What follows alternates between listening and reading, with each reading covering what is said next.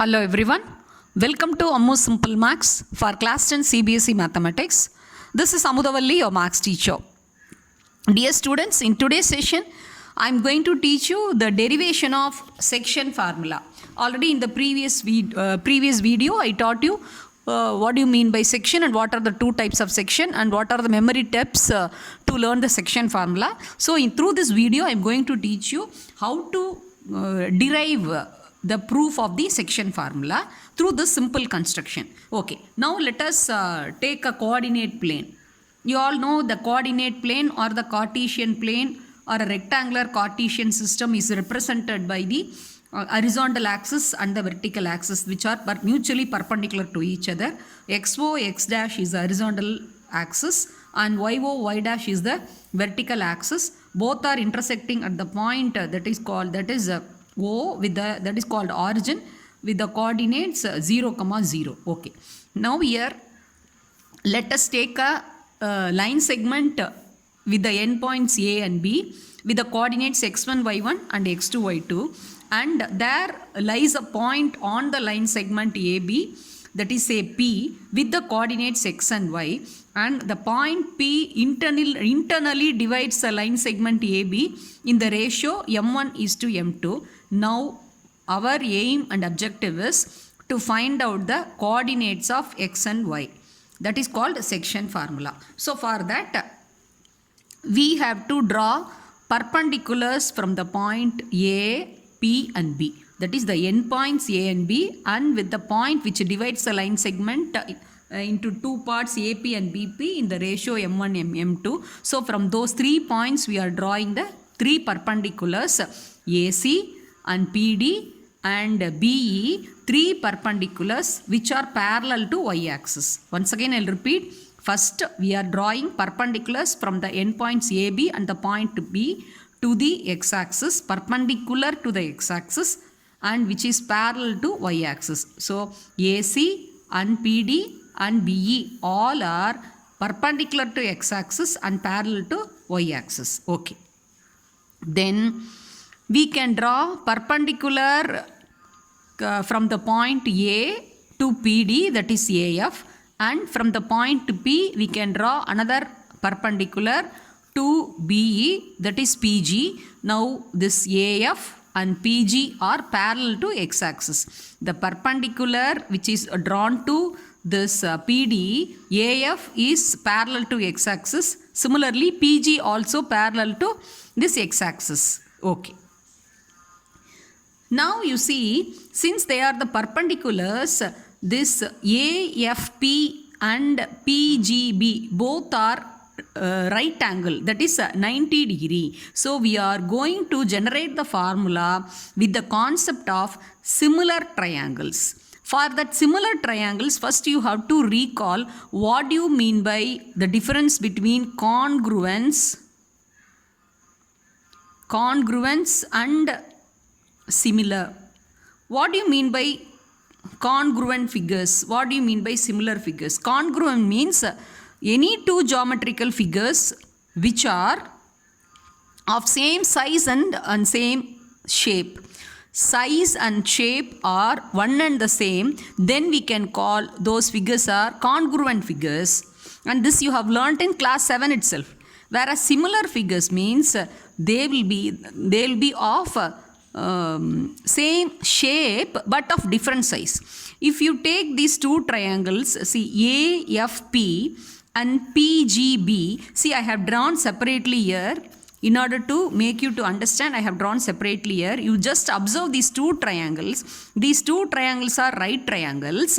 In that AFP and PGB both are 90 degrees, so they are right angle triangles. But if you observe this angle APF and these PBG, they are the corresponding angles, because already I have told you when you are drawing the perpendiculars to the x-axis, all these are parallel. See, I have denoted by the parallel sign. So this AC and PD, they are all parallel. If you extend the lines, they are all parallel lines, and this AB line segment is acting as a transversal. So these are all these two angles are corresponding angles. So in these two triangles, these two angles are right angle and the corresponding angle APF and these PBG, that also equal.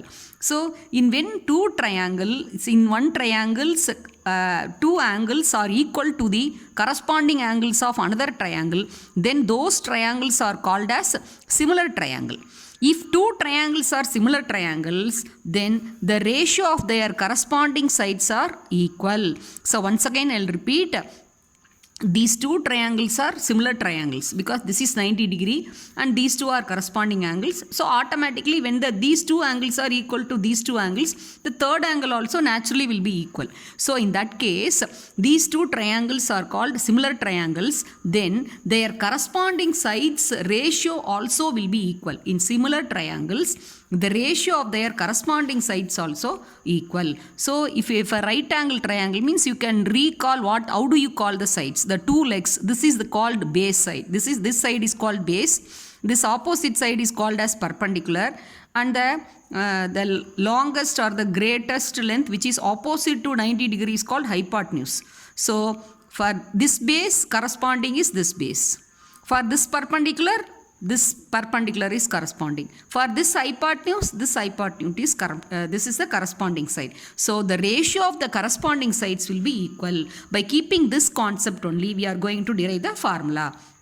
So when you consider these two triangle, hypotenuse 1, that is one side, that is AP. For the corresponding side here is PB or BP, that is H2. And for the base AF, the corresponding side is PG. So I have written here B1 by B2. And this perpendicular one, that is for PF, the corresponding side is BG. So for hypotenuse 1 by hypotenuse 2, B1 by B2 and equal to P1 by B2. So this hypotenuse are represented, AP and BP are represented by the ratio M1 is to M2. So in the place of H1 by H2, we are writing M1 by M2. And okay, what is B1 by B2 and P1 by B2?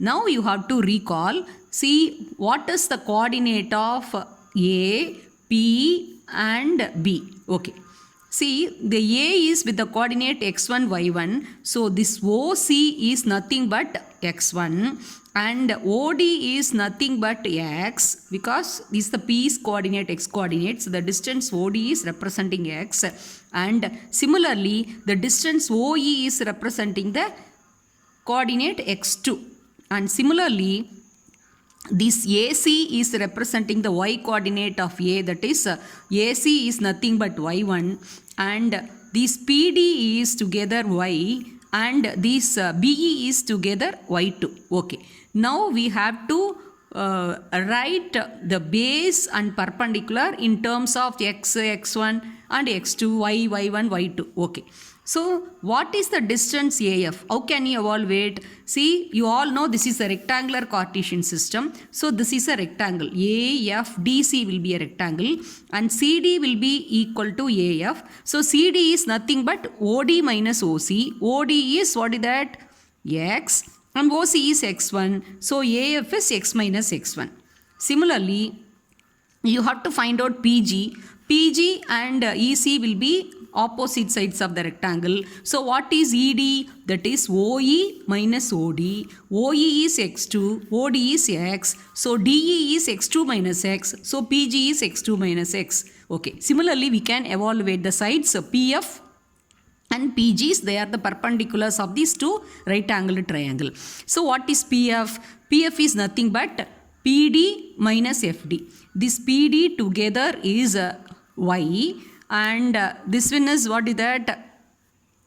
This is y1. So y minus y1 will be PF, and same way what is BG? That is y2 and this EG is y. So y2 minus y will be BG. So now we have evaluated what are the sides, that is the base and perpendiculars of the two right angle triangles in terms of x, x1, x2, y, y1, y2. So that we are substituting here. So hypotenuse h1 by h2 is m1 by m2, and this base is, see, for x1, x minus x1, for this m2 is, for the base this is x2 minus x, and the perpendicular is y minus y1 divided by y2 minus y. Okay. So we obtained with 3 ratios. Now let us take the first 2 ratios. M1 by M2 equal to x minus x1 divided by x2 minus x. So we can cross multiply. So M1 into x2 minus x equal to M2 into x minus x1. So we can multiply M1 with the expression x2 minus x. When you expand, it will give M1 x2 minus m1x equal to, on the right hand side, m2 into x, m2x minus m2x1. Okay. Now, let us bring this minus m2x1 to the left side. So, m1x2, this it comes to right hand side, it comes m2x1, and this minus m1x, this is minus on left hand side, that goes to the right side. You get m1x plus m2x. So you can take x the common factor outside on the right side. So x into m1 plus m2. Okay, since you have to find out the x coordinate, this m1, m plus 2, you have to divide on both the sides. So you are getting m1 x2 plus m2 x1 divided by m1 plus m2 is the x coordinate. Similarly, we can evaluate what is y coordinate by taking the ratios second and third one. From second ratio and third ratio, so you can take, you have to take first and third ratio. That is, first ratio is m1 by m2 and the third ratio is y minus y1 by divided by y2 minus y. So m1 by m2 equal to y minus y1 divided by y2 minus y. Cross multiply m1 into y2 minus y equal to m2 into y minus y1. So you are getting m1 y2 minus m1 y equal to m2 y minus m2 y1. This minus m2 y1 you are bringing to left side, it becomes m2 y1, and this minus m1 y, when it goes to the right side, it becomes m1 y plus m2 y. You can take y as the common factor outside, so y comes outside, so y into m1 plus m2. You have to evaluate the value of y.